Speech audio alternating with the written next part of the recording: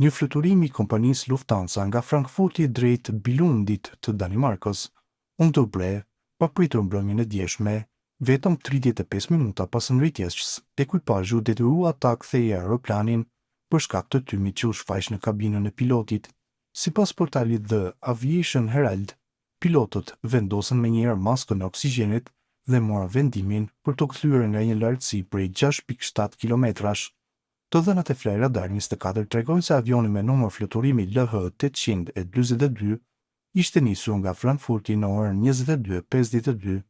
Me rreth një orë vonesë, pas fluturimit të shkurtër, ai u ul përsëri në aeroportin e nisjes.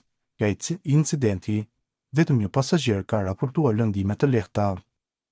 Udhëtarët në Itali pritet të përballen me vonesa dhe anulime të konsiderueshme në transportin e kurrëdor për shkak të një greve të përgjithshme 24 orëshe, e cila do të zhvillohet nga e njëjtja në mbrëmje në 2 tetor deri të premte në mbrëmje më 3 tetor. Kur do të ndodh greva?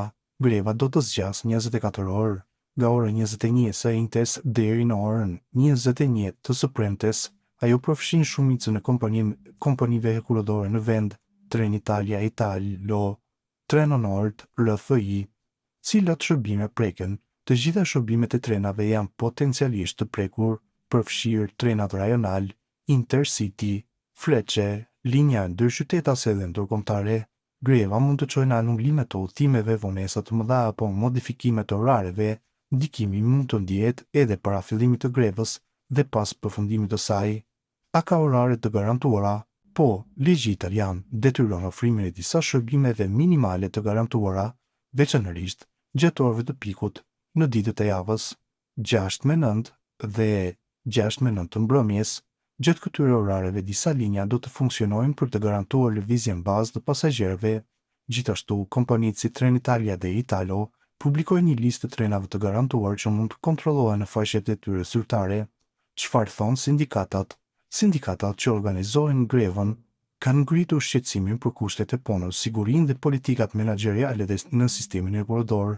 Ata synojnë të rrisin presionin ndaj qeverisë dhe kompanive për të ndërmarrë veprime konkrete në këto fusha. Si të përgatiteni nëse po udhtoni gjatë këtyre datave?